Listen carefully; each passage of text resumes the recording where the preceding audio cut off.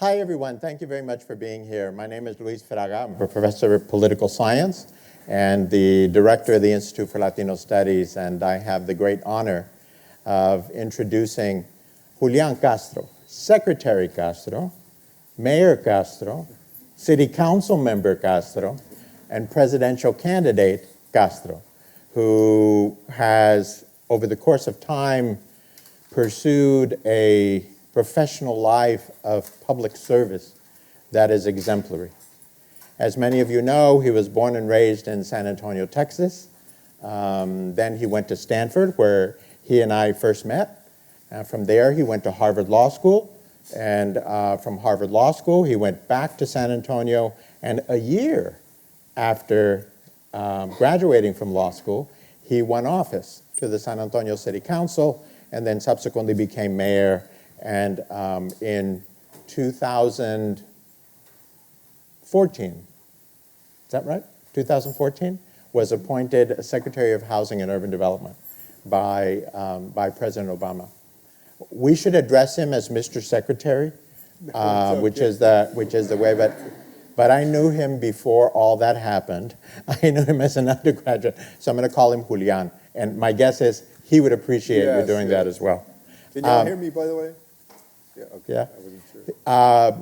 He is now head of an organization called People First Future. People First Future. You may have gotten emails from him regarding this organization, an organization designed to raise money for progressive candidates and progressive causes across the country. He is a father of two beautiful children, 12-year-old daughter and 6-year-old son, and is back in San Antonio as his home base, although because COVID has become a little less, for some, a little less of a problem, he's doing more traveling, giving speeches and things of that sort, depending upon the venue and whatnot. Please wear your masks if you're comfortable wearing your masks. That's a rule, so to speak. We're far enough away from you to where we won't infect you. But wear your masks or whatever it is you're comfortable doing. It's entirely up to you. Our format for today is that I will have about 35 minutes to ask. Pardon me, Secretary Castro, is your microphone on? Yeah, I thought that I turned it on. It says it's on. Maybe the batteries. No, it's on. Oh, great. 35 minutes, well, I will ask him some questions and engage in conversation. Conversations that we have had a number of times over the course of the last, when did we first meet? 90, you were a sophomore or junior? 26 years ago, something like that? Yeah, 26 years. And then we have some preset questions that were sent to us, and I will call on 5 people, to ask their questions, and then we'll open it up to questions from the audience. And there's a microphone that is going to be passed around for those who want to ask questions from the audience. Please join me in giving a warm and boisterous Go Irish welcome to Secretary Julián Castro.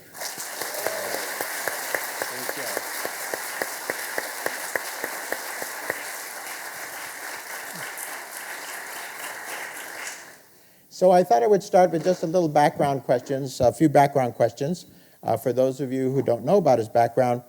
Julián, where did you grow up, and how did your upbringing influence your decision to enter public service? Yeah, well, and thank you, Luis, for the invitation to be here, and thank you all, everybody, for being here today. It's always terrific to be around students, especially students at a university like this that already have done so much, and I know we're going to do so much more in the years to come to make our country a better place. I grew up in San Antonio. Do we have any San Antonians? A couple of folks. You're supposed to cheer when you say that. Hey! How about Texans? Any other Texans? There you go. All right. I have a twin brother who says that I'm a minute uglier than he is. But Joaquin and I grew up in San Antonio on the west side of the city that was traditionally the heavily Latinx, Latino part of the city. And we grew up with my mother and my grandmother. My grandmother had come to the United States in 1922 from Mexico. because her parents passed away, and her nearest relatives lived in San Antonio, and they yanked her out of school when she was a kid, so she worked as a maid, a cook, and a babysitter, and my mother was her only child. My mom went to Catholic school 16 straight years, and was the first one to get to go to high school, go to college, and then she raised Joaquin and me as a single parent after our parents split up at the age of 8. So yeah, I mean, we grew up there in San Antonio, going to the public schools, and if there was something that sort of motivated my interest in politics, it was my mom. My mom was a hellraiser. She was a Chicana movement activist. And she took sort of those 16 years of Catholic school education, and what she really loved about it, she said, is the social justice aspect of it, and turned that into like a real passion for trying to move things on Mexican-American civil rights. She ran for city council when she was 23 years old in San Antonio, but lost. Not very many women and not very many people of color at that time could get elected. It was tough. They didn't have single-member districts, which is what we studied with you, and I'm sure your urban politics class is studying. But she maintained like this passion for being involved, and she gave Joaquin and me that. And more than anything else, more than any other person, I think the influence of my mom is the reason that I eventually got into politics. And she's still around and still motivating you? She's going to be 75 in May. And she's very proud of her two sons, I'm sure. Watching MSNBC all the time to see He's if a I'm on. commentator. I forgot to mention that. He's a commentator on MSNBC now. Yeah. And also see if Joaquin's on. Yeah. But still follow stuff. Good. So how easy was it for you to adjust to Stanford for your undergraduate study? That was your first time far away from home. Tell us a little bit about that. Joaquin and I went to Stanford. We got our scholarships to be able to go there, these need-based scholarships. And I was joking earlier, I was telling some of the professors that when Joaquin and I went on the plane, we cried from San Antonio to El Paso. Like on the first leg of, our dad got us the worst, he got us this Southwest Airlines flight that went from San Antonio to El Paso, and then I think either to San Diego to LA, and then into the San Francisco airport. The cheapest flight that you could find. But we had never been away from home. And, it was very sad for us to leave our mother and our grandmother, and the community that we had known. And, and y'all are going through this. Many of y'all are going to this, whole new world, and totally different, and so much more than what you're used to for most folks. We had never seen Stanford before, had been on a plane once before. And so it took some adjusting. We showed up on our mom's doorstep like 5 weeks after we got there. We scraped up money and paid for tickets to go back to San Antonio. And I'm sure scared her, frightened her, thinking that we were going to drop out, But it was that we were so homesick. And so that took some getting used to. But what helped me, and which really was an unfair advantage, is that I had my brother with me. We both had gotten in and were both going together. And how many people get to have their closest person in the whole world, their sibling and their best friend, go with them into that experience. And then we did that again when we went to Harvard Law School later. So there was some adjusting. What I did very early on, my first year, is that I made sure that I was ahead in the reading for all of the classes. Everybody hear that? Everybody hear that? All the students because hear I that? had heard horror stories. You know how you hear that people tell you that you're before you get into college, you're going to have to study 3 hours for every 1 hour. Does anybody say that? For every 1 hour? Does anybody actually study 3 full hours? Unless you're in engineering or, one of these. Nobody did. But I at least tried to stay ahead of the reading because I was so afraid, that I would start to fall behind. And so at least for that first year, I tried to stay ahead and made sure that I didn't mess up that first year and broke out. I remember like I had never gotten like zits, like pimples, you know. This is something that was not this part, I don't think was in my book. Growing up, and then that year, I think because of the stress of that and the new environment, like I had like literally, I forget what they're called. I looked it up way back then, like a special kind that was like huge. No, really, it was like, but it was the sort of, coming to terms with being in a new environment, with new expectations, and doing everything that you could just to make sure that you could stay and do well. I had a cousin who went to Texas A&M a few years earlier, and we went to his going away party, and then he stopped out after the first year, and so I remembered that, like, okay, well, you have to make sure that you're focused on why you're there. Great. What did you learn most at Harvard Law School? You mentioned Harvard Law School earlier. I think I learned, obviously you learn about the law, but I think it's true what they say about the study of law, that it gives you a way of thinking about things, of ordering the world. I would say I learned that. The other thing that I learned, that became even more relevant to what I'm doing now is how much I wanted to go into policy making. People think about law school and they think about the study of, Supreme Court precedent. They think about, laws that we have to abide by. But I found the idea of policy making, of making those laws, to be fascinating and what I was attracted to. And so I had an inkling before I went to law school that, like, I was starting to get interested in running for office, but that accelerated that, I think. So when you were mayor of San Antonio, you had several major accomplishments. You helped establish, if not led, the effort to establish Cafe College, a college counseling, a supplemental college counseling opportunity for students who didn't have counseling appropriate to their ambitions, if you will, to go to college. You established SA 2020, an effort to try to, this was in, what year did you establish? 2010. In 2010, to say, what do we want San Antonio to be like in 2020? Mm-hmm. And you brought together a set of diverse interests and diverse groups to be able to come together to talk about that.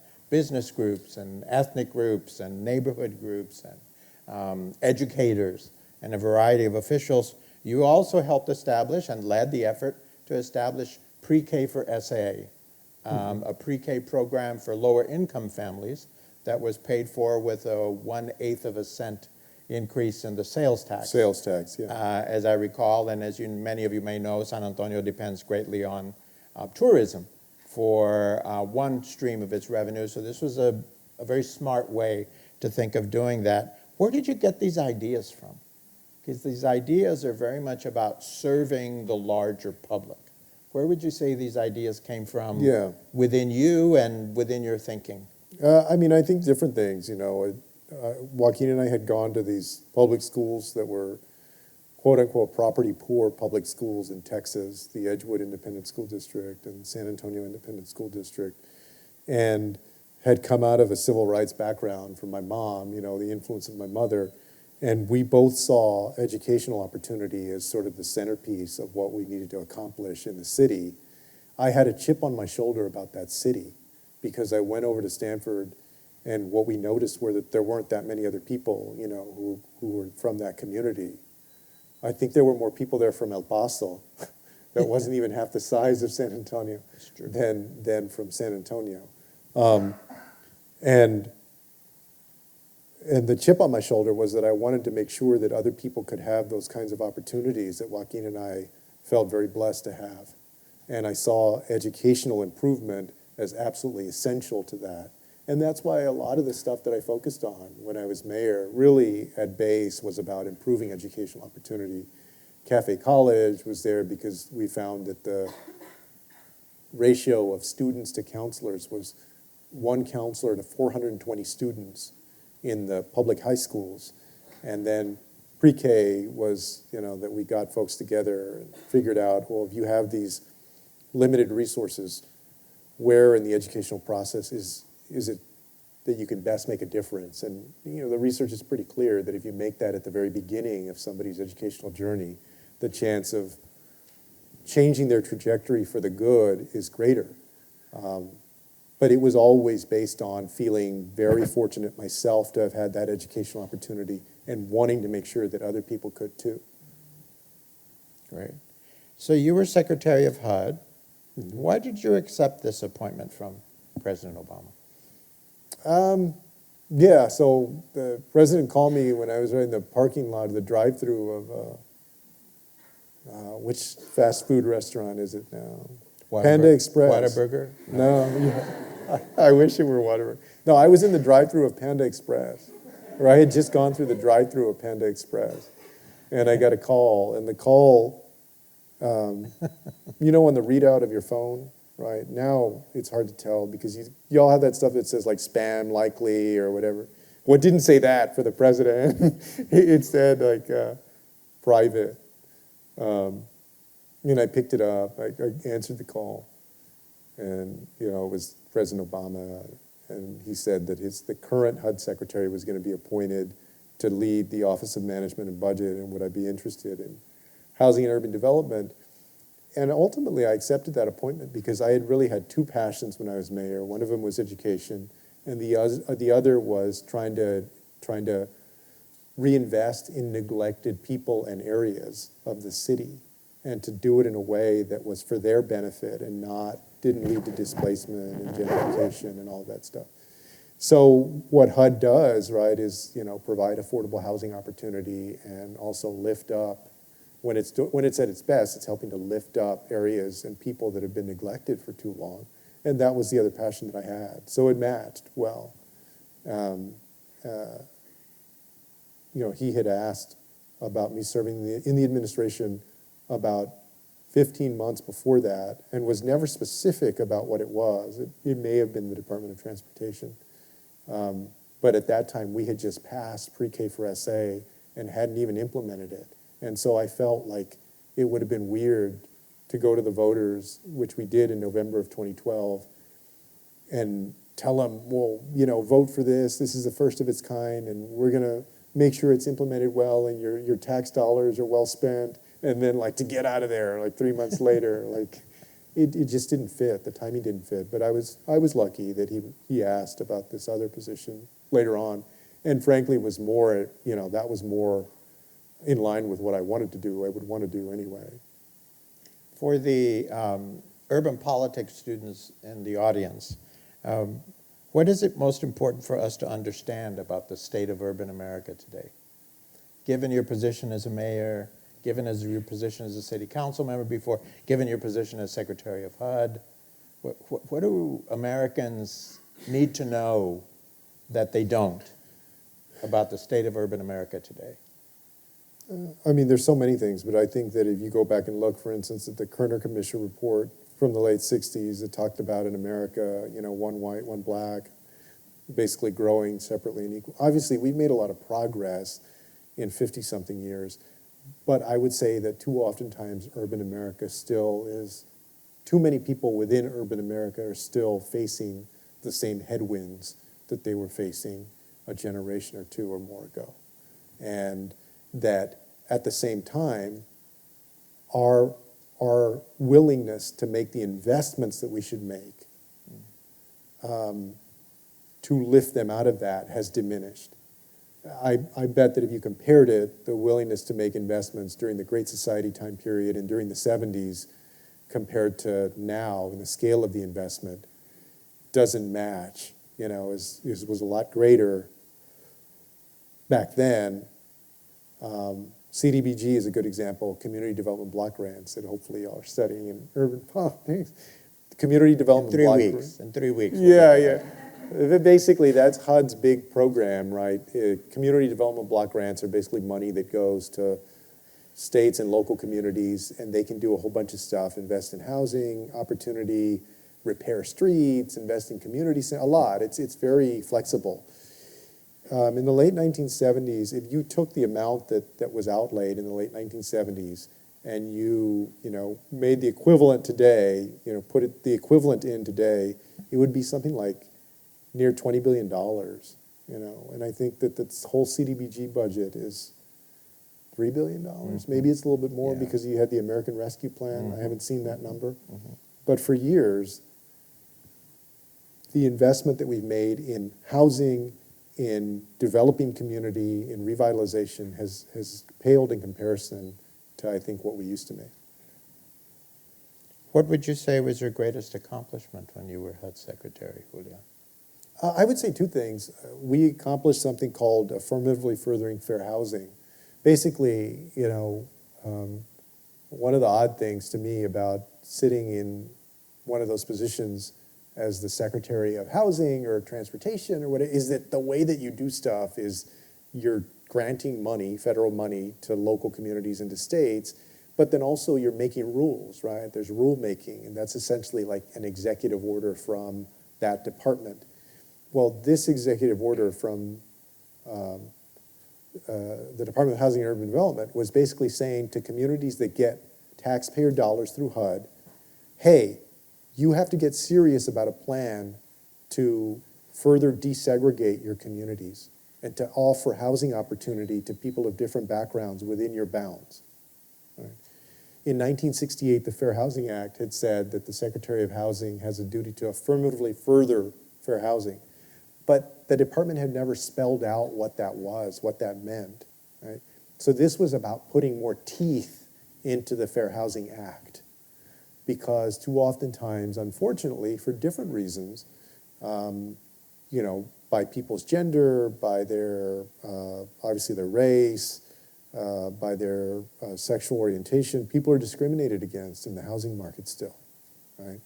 And we wanted to go even further to hold communities accountable for ending that. We got that rule done and got it implemented in October of 2016, I think, were the first plans. They had to submit their plans for how they were going to do that. And then Ben Carson and the Trump administration came in and basically threw it away. Yeah. And now it's back on track, mostly back on track under the Biden administration. But the other thing I wanted to mention quickly is we did something out of whole cloth called Connect Home, which was delivering through a partnership between HUD, housing authorities, and internet service providers, either free or very low-cost internet connectivity to people living in public housing, because the vast majority of people living in public housing don't have access to internet at home. And y'all know, having gone through this, right, like that's not a luxury, that's a necessity now to do homework and so many other things. And if they don't have it, these kids just get further and further behind.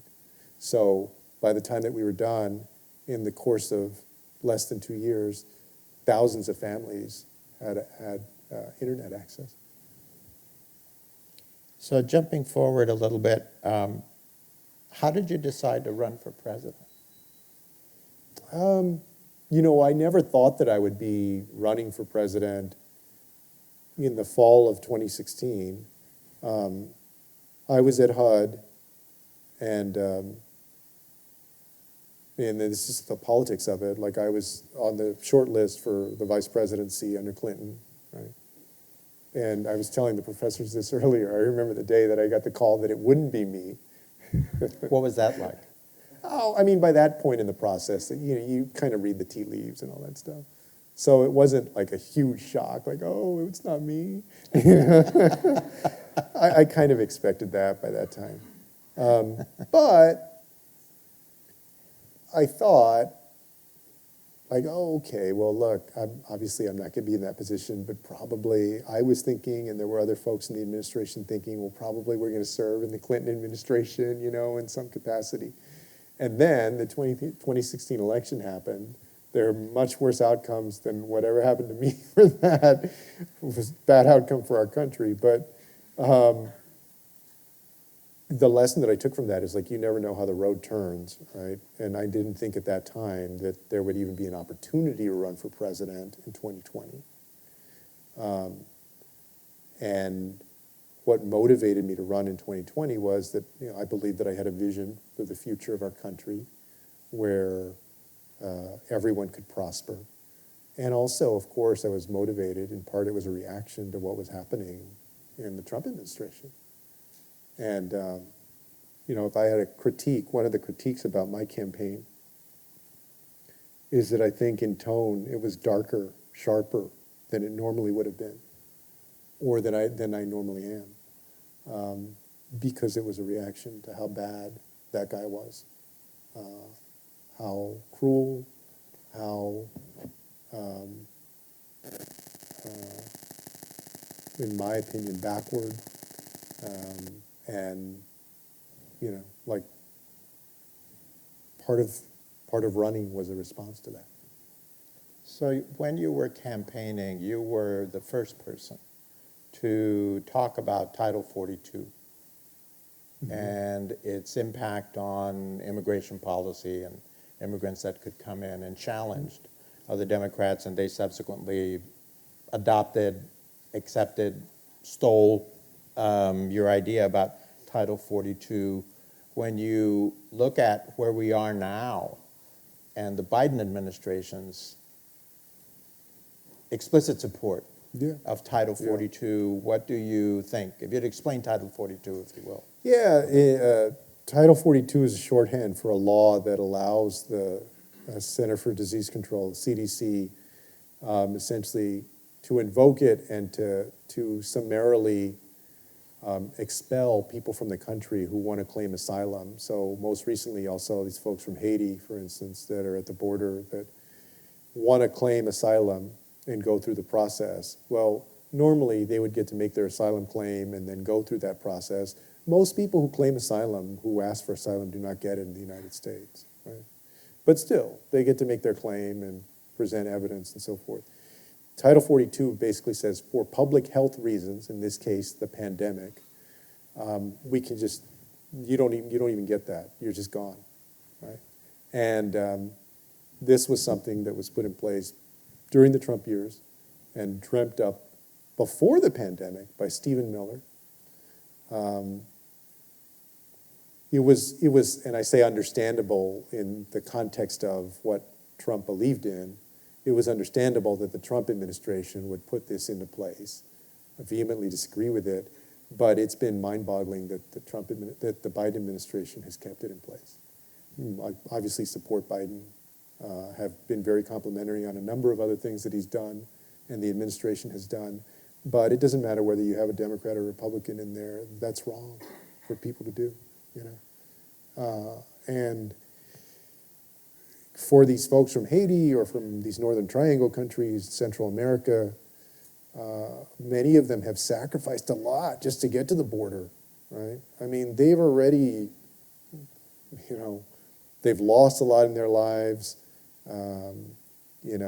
They're hoping for a better life for their family. And then to say,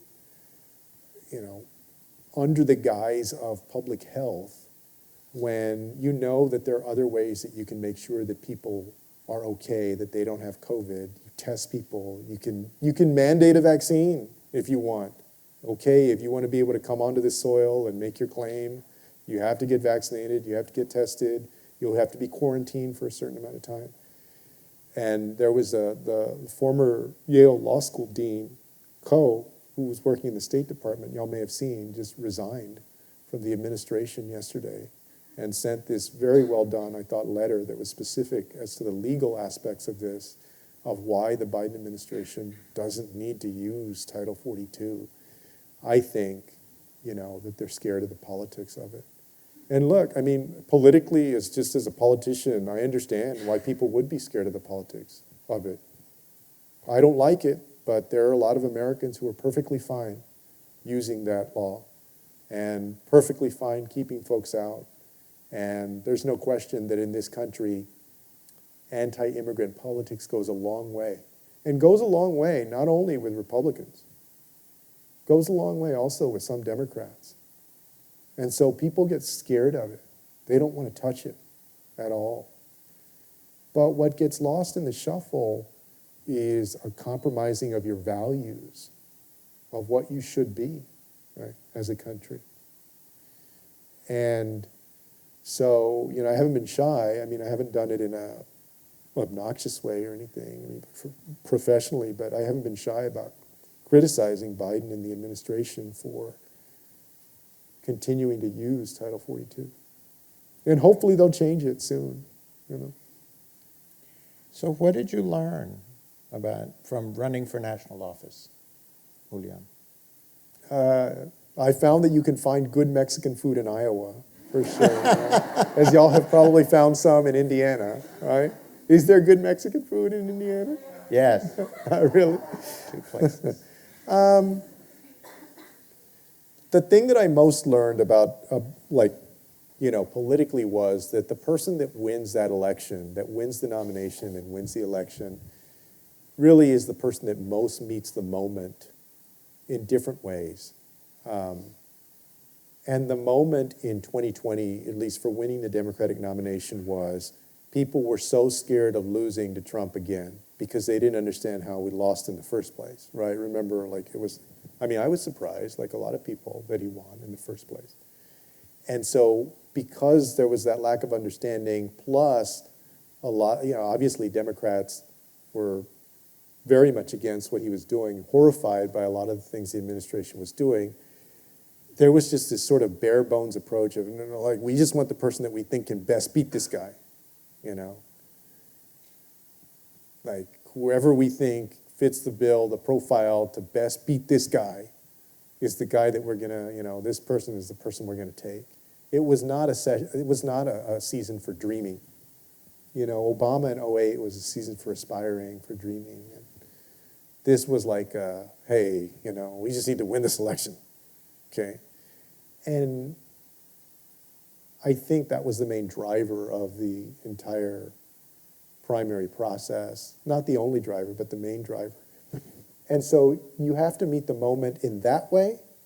And then, of course, you have to be talented and able. And, of course, Joe Biden is, And so he had this experience. He had the profile of somebody that people believed could go toe-to-toe with Donald Trump and, beat him in Pennsylvania, where he'd grown up. And then also they thought, look, if this is our president, if Joe Biden's our president, he knows the ropes. He's going to be the adult in the room after all of this craziness that we've seen over the last 4 years. We already know what kind of guy he is because we've seen him before. All of that, I think, it helped him a lot, and he helped himself. But that was the number one lesson, is that you have to meet the moment. It's the person that meets the moment. The other thing that I found was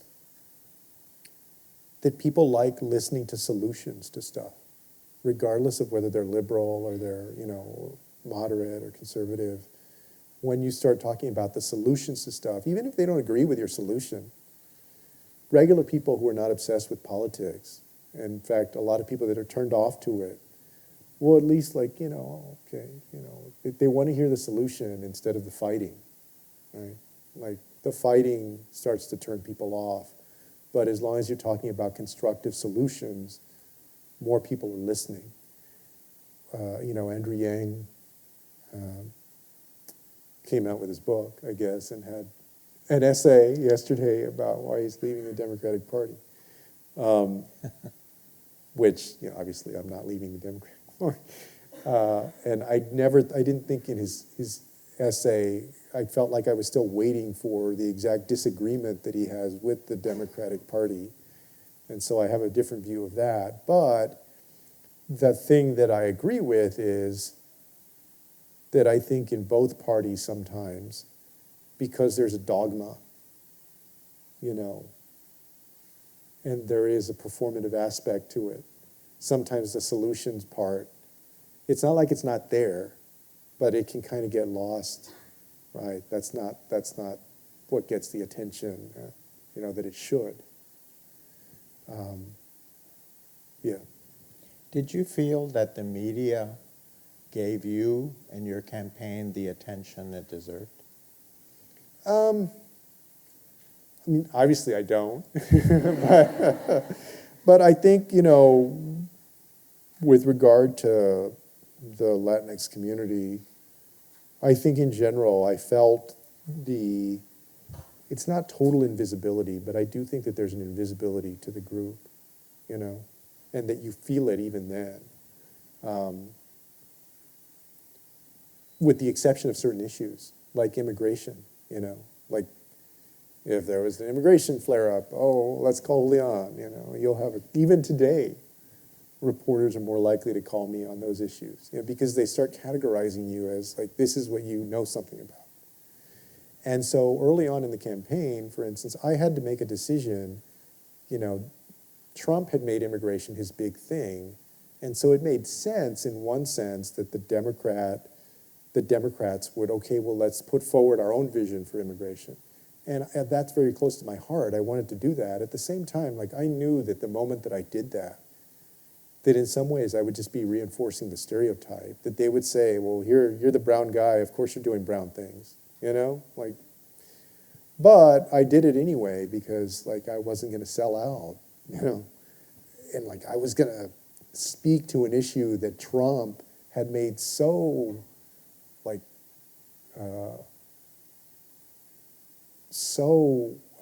primary to his success and also I thought his weakness, right?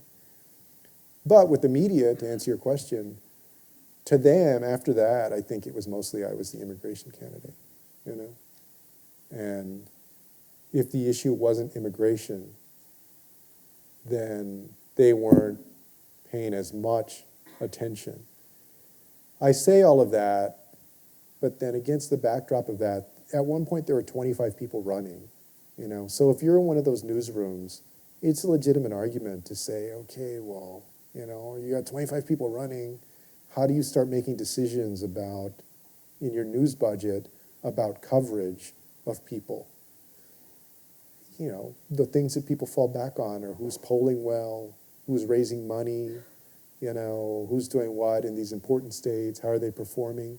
By that standard, if you measured me on that standard, I might understand, you know, why I didn't get as much attention as some of these other candidates. And so I don't see it as a big conspiracy, and I can even understand from the standpoint of how they make decisions, you know, why we didn't get as much attention. What I do think is that on parts of it that the Democratic Party could control, that we could have done it differently. I don't think the Democratic Party in that cycle should have had those dumb little, you know, you gotta get whatever what was it, like, get 2% here and X number of donors, and everybody was like, y'all probably got a ton of emails, right? Some of y'all like, send me $5 now, and because we need X number of donors. And at that early stage of the primary, you should just let people, unless you had literally 100 people, like you should let people have their position on the stage and let them, you know, be weeded out by whatever happens on that stage and the rest of their campaign. Don't impose that so early in the process.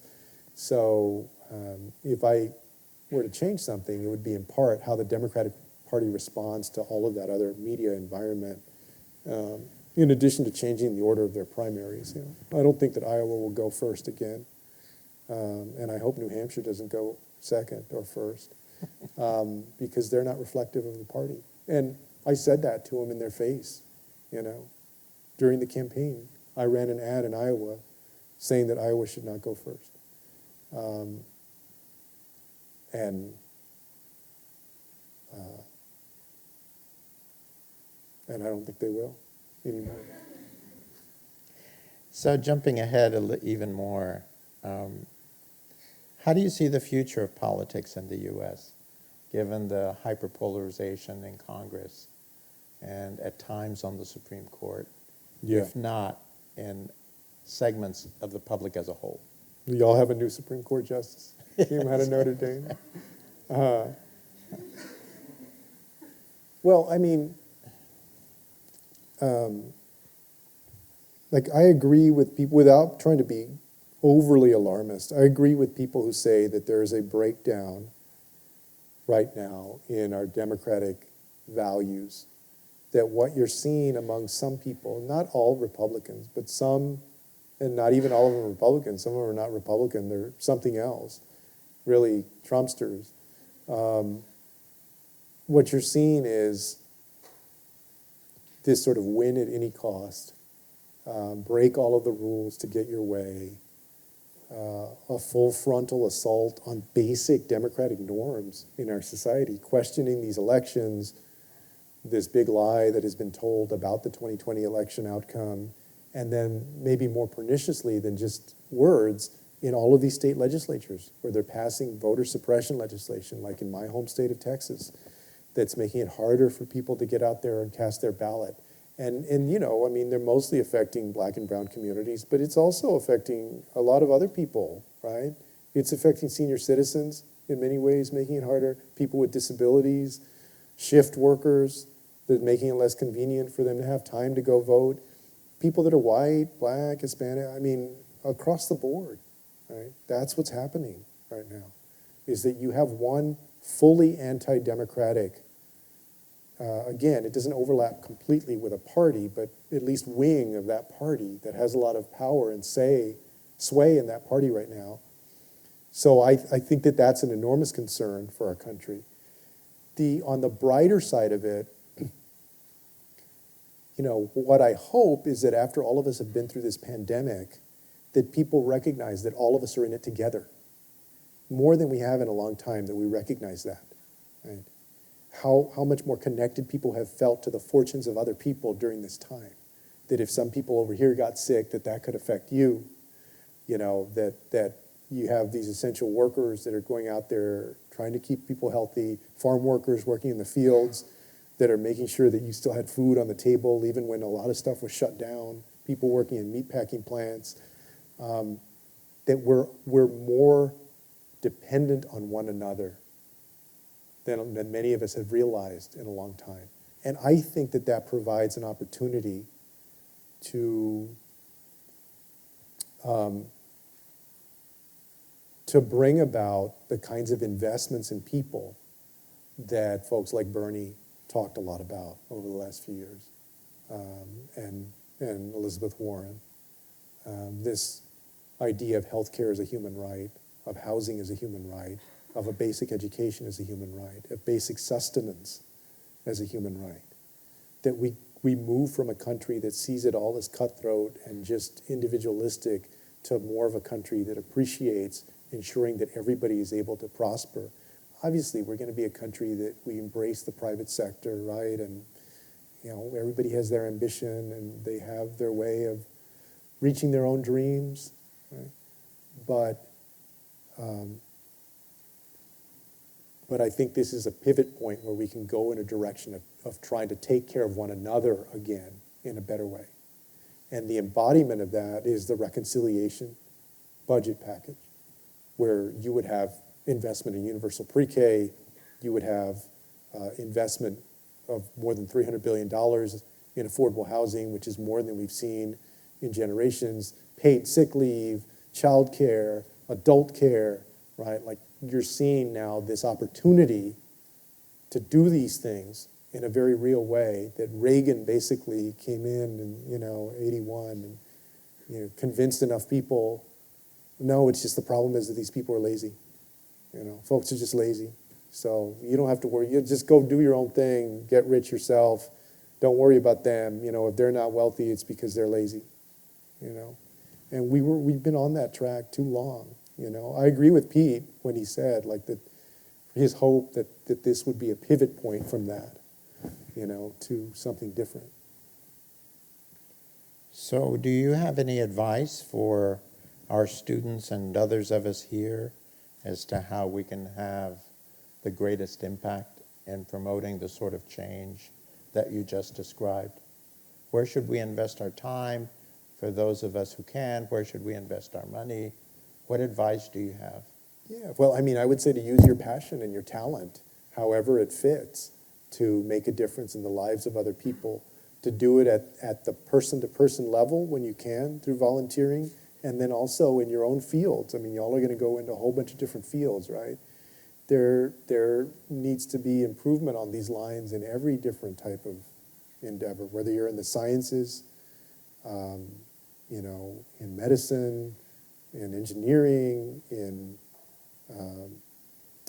education, any number of things. I would say it's always said, but it's true, that you're going to make the biggest difference where you're passionate about making a difference. So listen to your heart, and your mind of where you feel that is and where you know that is, right?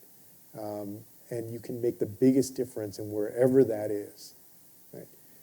And take your own experiences as a diverse group of folks, and don't be afraid to be yourself, right? And to use those experiences, whatever they are.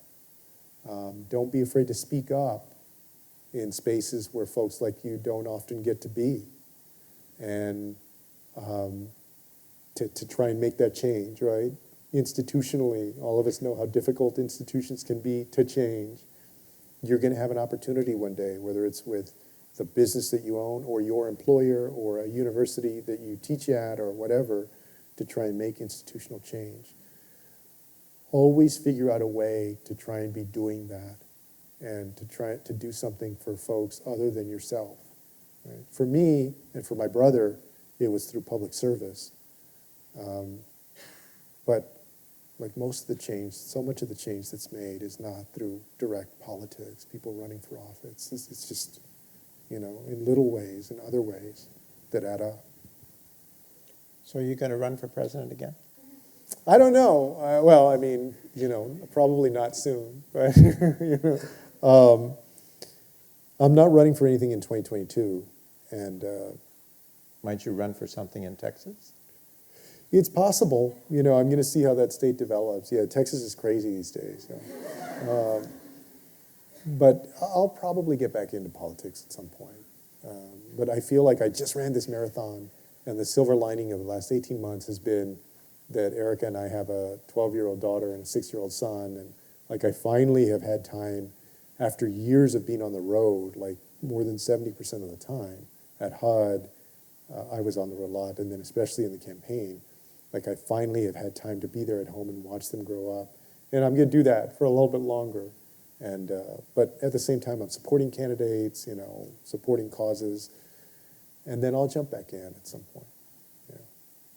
Right now, I can't imagine that was the last time that I will have run or something.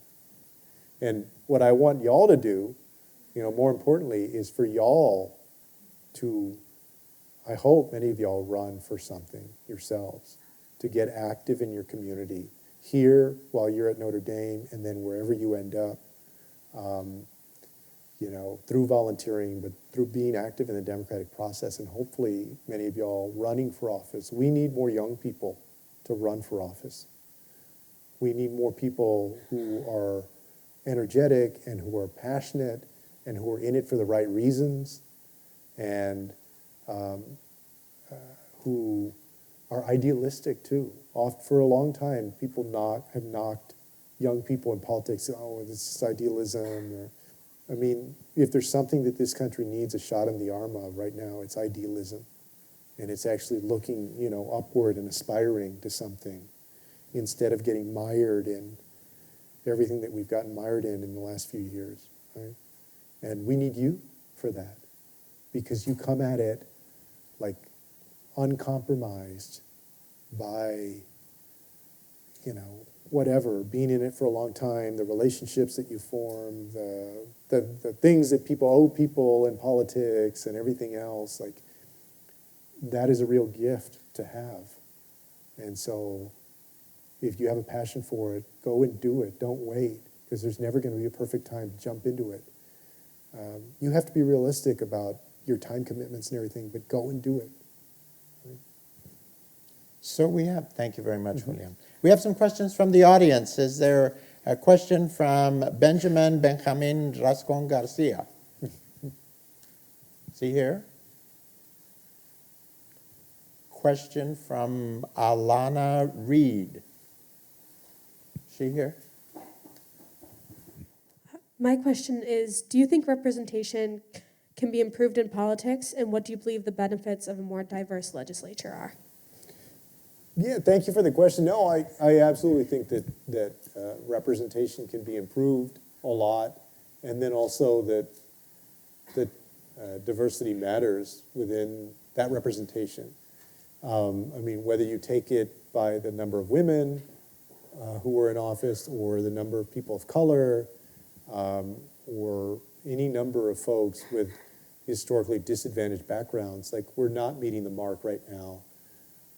And that goes for so many industries, right? The tech industry, there was just a report on Hollywood and news and media and so forth. So yeah, I think that we can make big improvements. And there are a lot of ways, different ways that we need to do that by being more serious about creating a pipeline of people who go into those industries. In this case, I don't want to call it an industry, but people who go into public service. That's why I think, like this Latino Leaders program that y'all have is important, because it gives people, I think, a running start and a leg up on having the confidence and the wherewithal and the direction and nurturing what they already are passionate about. And that's a springboard oftentimes. That's a springboard definitely for leadership in whatever people go into. But even better, from my perspective, if that's public leadership. And, we need more opportunities like that for folks to get in there and make a difference. And the more you see of it, then for the people that get in there, right, it's up to you to make the most of your time to help bring others along, right? That's what I did with things like board appointments and folks who, interned in my office, and just trying to extend opportunity, right? We need to all be focused on that pipeline and then nurturing people, retaining people, and then it's up to y'all, too. People, when it comes to public representation, we need great candidates. People have to be willing to step up. And it's not as nasty as they say. And yes, you have to fundraise, but you don't have to sell your soul. Especially now, now that it's been democratized more and you can fundraise more through the internet and small dollar fundraising, especially in congressional races and above that. So if you have a passion for it, don't write yourself out of that opportunity. Mateo Vidal has a question. My question was, what issues can the Democratic Party prioritize for Latinos past immigration to center them in the voting bloc and reverse the losses of 2020, particularly in Texas? Well, I think that the Latino community, our community on the like economic scale, on our mean scale, right? It's basically a middle class and lower community for the vast majority of people. And so I see these investments that we're on the cusp, hopefully, of making as like truly the linchpin of a great, substantively helping lift people up, but then politically of a great sale that we're going to be able to make to Latinos and Latinas. What do people want? They want what everybody else wants. Like, they want their kid to be able to get a good education. They want to know that they're going to have good health care when they need it, and that they're going to be able to get, affordable prescriptions. They oftentimes are struggling to pay the rent or trying to save up to buy a home, and so housing opportunity.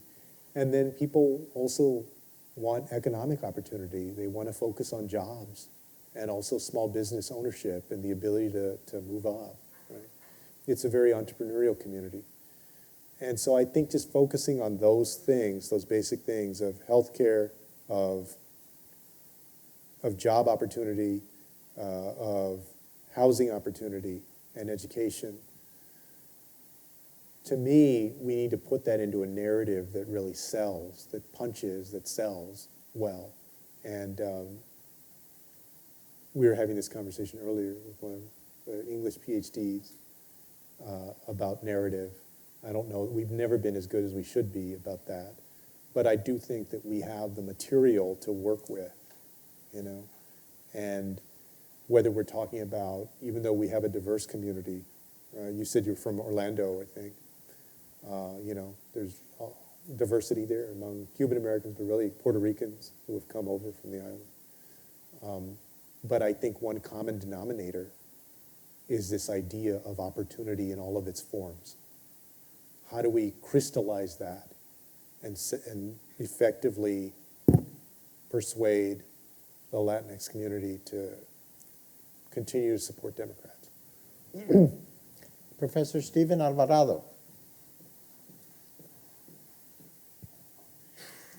Thank you so much for coming and sharing your wisdom with all of us. I think it's a real treat for myself and for some of my students that are in here too. I think specifically my question is in regards to something we're going to be covering in a few weeks, and it's about the future of the Voting Rights Act.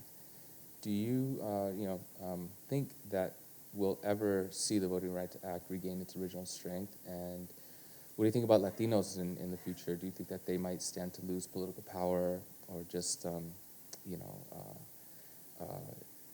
suffer in any other ways in the future without the protections of the Voting Rights Act?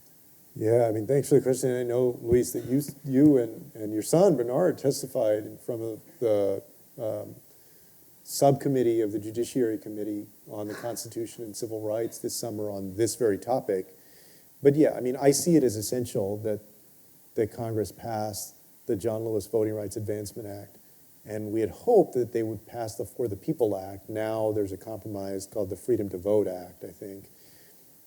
The reason this is so important is because there's a playbook that is taking place in state legislature after state legislature to do these voter suppression bills that is making it harder for people to vote and targeting folks that Republicans think are not going to vote for them. And, the best way to say it, I think, is these bills don't say, like, you can't vote, but they do everything from dumping people off the voting rolls, so all of a sudden they're not registered to vote, to basically point shaving. It's basically a point shaving system. They have research that shows that if you require voter ID or you don't allow straight ticket voting or X, Y, and Z, other things that they're doing, that will have a disparate impact on people of color who tend to vote Democratic. And so they zero in on what different little provisions they can put in place to shave. They're not going for the whole thing. It's not like all of a sudden they're going to get 90% of the vote and you're going to get 10. It's that they know what they're doing is that they're widening that margin, and especially in states like Arizona or Georgia or soon Texas that are very close, and in congressional districts, right? That's the margin that they'll win by, right? And so they have every incentive to continue to do that. That's why it's so important, because if it's not stopped, they will just continue and continue and continue. And especially more black and brown communities will feel the impact of that in their lack of ability to elect first choice candidates in gerrymandered congressional districts that they're never able to really elect their first choice candidates in. And most importantly of all, different from the characters in politics, is the people, like the policies that will come out of these places on any number of different things. But like in Texas, on the fact that we haven't expanded Medicaid, when we have the highest percentage of uninsured people, uninsured adults, and also uninsured children. Like, it's just a big disservice. So I hope the future is that Manchin and Sinema, the senators who have been holdouts on one or both pieces of that legislation, will be willing to set aside the filibuster, or that Freedom to Vote Act will garner enough support, I guess, to actually be able to pass. I don't think that's going to happen, but my hope is by hook or by crook, one way or another, they're going to pass that. If not, I think it's just going to get worse and worse, especially if Democrats lose the majority in the House and or the Senate in the midterm. Then it's over. You're not even going to have that opportunity to pass anything. And everybody's going to be blaming each other about, well, why didn't we do it when we had the opportunity to do it? And, and I'll probably be in the chorus, like pointing fingers. But we have an opportunity now before the end of the year, or before, I guess, technically the end of 2022 to do that. Juan Constantino from La Casa de Amistad.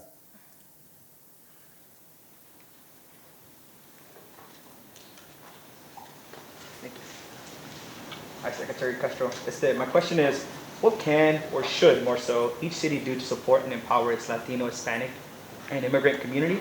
And not when it's convenient, but what's necessary we do as a community to continue to serve and in supporting our growing population so we may also thrive and have equitable access to opportunities. Yeah, no, and thank you for your work out in the community on these issues. Yeah, I mean, I think obviously a first step is truly changing our immigration laws to allow a pathway to citizenship for the 10 to 11 million people who are here, who are undocumented, who are already contributing to the prosperity of our country, to provide them certainty, provide a pathway to citizenship, and in their own lives, in their interim, at least give them the peace of mind that they're going to be able to stay here and not get rounded up, and not get separated, because their family member gets deported. So there's that, but then there's also the ability to fully participate in American life while they're not citizens, right? And I think it's important what some states like California have done on healthcare, right? On driver's licenses, on other ways that people can go about their business. Many of them are paying taxes. It makes more sense that they're able to buy into these healthcare exchanges than that people use the emergency room basically as their primary care physician, which is what a lot of people have to do. That's more expensive for everybody, more expensive for them, it's more expensive for taxpayers. The taxpayers now are paying more because folks have to do that than if they just let people buy into these exchanges. And the same thing with housing. Next year's the 40th anniversary of Blyler versus Doe, which was a Supreme Court case that came out of Texas that said that education could not be denied to the children of undocumented immigrants who were undocumented themselves. And, I think that we should take that spirit in other ways in the country. So it's about empowering folks who are already here working super hard. And my brother has a few lines that I like to steal from him. And one of the things he talked about is how ridiculous it is to not call what farm workers do and what roofers do, for instance, skilled labor. Like go be on a roof when it's 105 degrees somewhere, for more than 10 minutes and see, and these folks that talk about this stuff and see if they can do it.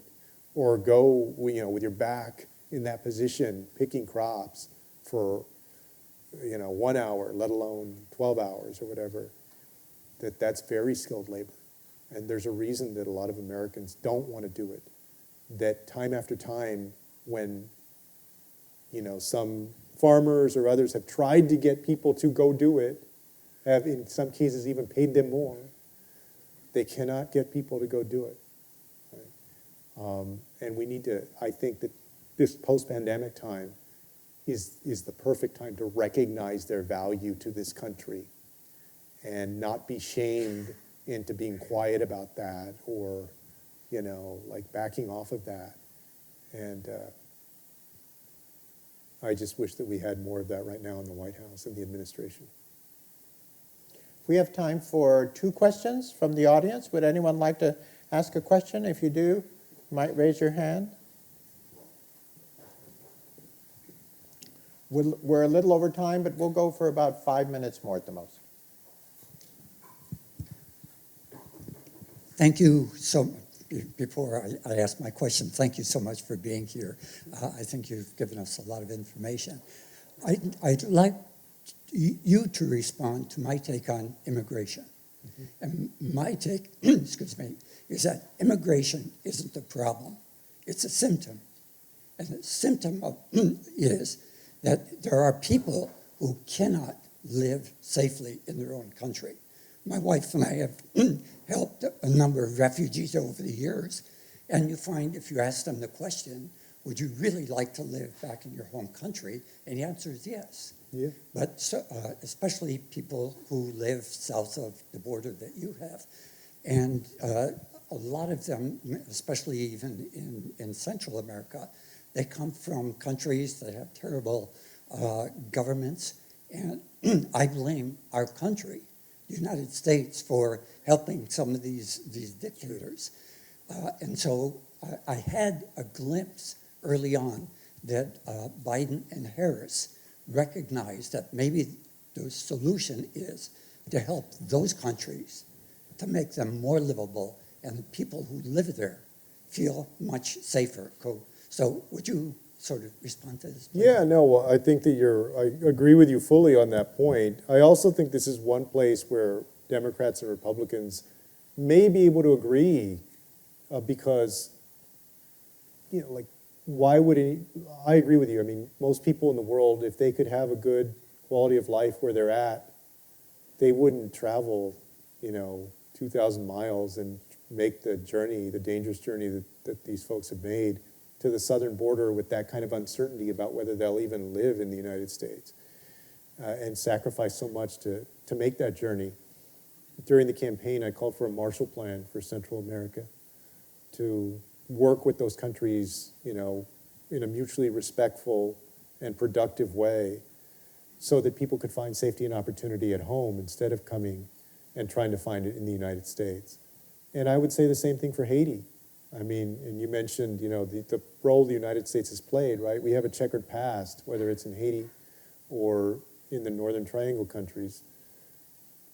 And I'm encouraged that Vice President Harris is doing that work. I think that's probably the best work so far that is being done and can prove to be the most fruitful in the long run. To his credit, I think President Biden understands that. When he was part of the Obama administration, there was a $750 million effort to work with Central America. But I think it needs to be more robust, and it needs to, the attitude that we bring to it needs to be one of mutual respect and accountability, because people point out, as you mentioned, those governments, you need to make sure that the funds are being spent as they're supposed to be and so forth. If we can do that, then I think that we can see more people living up to their full potential in these countries and not having to come to the United States in search of a better life. And the way that I express it, this last thing I'll say, is just that we live in a neighborhood. The United States lives in a neighborhood. We're not on an island. And as long as you live in a neighborhood, if somebody's house is on fire, they might run over to your house and ask, can they shelter with you, right? Or if they run out of food or whatever. We have to stop pretending like we don't live in a neighborhood. We have to stop being in shock every time, thousands of people show up at the border of the richest nation on earth, especially understanding that there are countries around the world of less means than the United States that take in every year many, many more people than we do. And that the level of refugees, the number we've taken in the last 2 years has been at historic lows, or at least lows for the last 40 years. This is not who we should be as a country. So we need to do both. I think for the long term, we need to be working on all of that. That's maybe the most fruitful thing we can do. In the short term, we need to be driven by our values and not pretend as though a country of 330 million people that's the wealthiest in the history of the world can't handle a few thousand people at the southern border. I mean, that's ridiculous, But that's also politics, right? So We have one last question.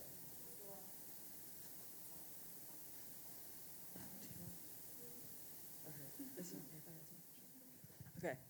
Hi, my name is Alyssa. Thank you so much for speaking. I'm here today. It means a lot.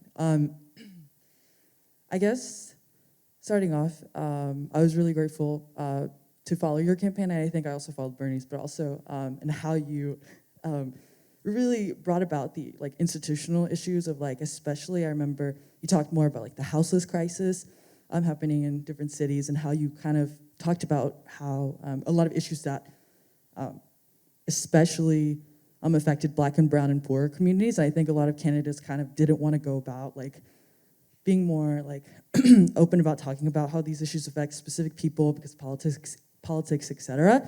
And I guess thinking about that, and then in the realm of like electoral politics, how a lot of these issues, especially institutional issues, these structural issues, often are on the outskirts of like politics, and how it often like has to like challenge the establishment, challenge the status quo. Your role as like somebody who ran for president, who is very much like has these connections within electoral politics, is in the inside of the establishment. How do you think? And I often imagine like as a politician, you might like have to compromise and really think about like the correct political strategy, I guess, when tackling these like large institutional issues, and how you think that maybe has affected like your values, your personhood, and then likewise the politicians around you who have also this large understanding of these structural issues, but within electoral politics, you have to figure out like, that. And I guess also alongside that, where you think electoral politics falls, and how like the role it plays in tackling these larger like institutional issues. Yeah, no, thank you for the question. No, I mean, I would say like, for everybody that was following the 2020 campaign, if I had to peg where my campaign sort of carved out its space, it was probably the boldest on racial justice issues, merged to some extent with economic issues. Like Bernie's was the boldest, right, and Warren's, I guess, on economic issues, right? Like I was not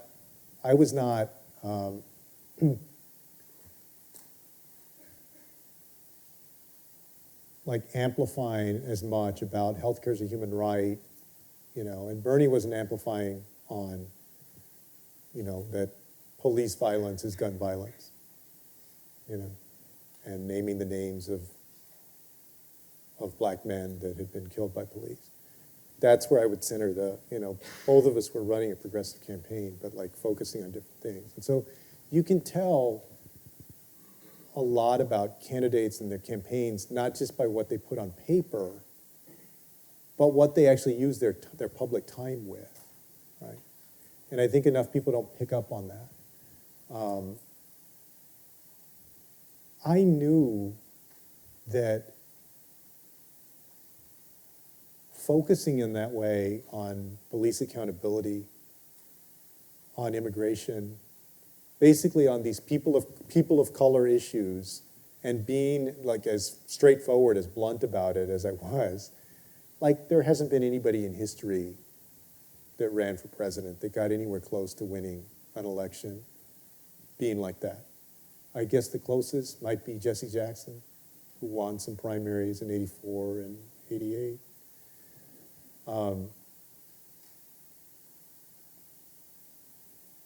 And so in some ways,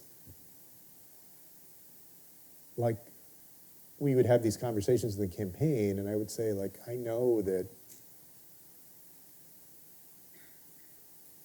like, it would be hard if I just put all of that away and I were just running as me, like as this happy-go-lucky Hispanic guy, like, is basically a generic Democrat, right?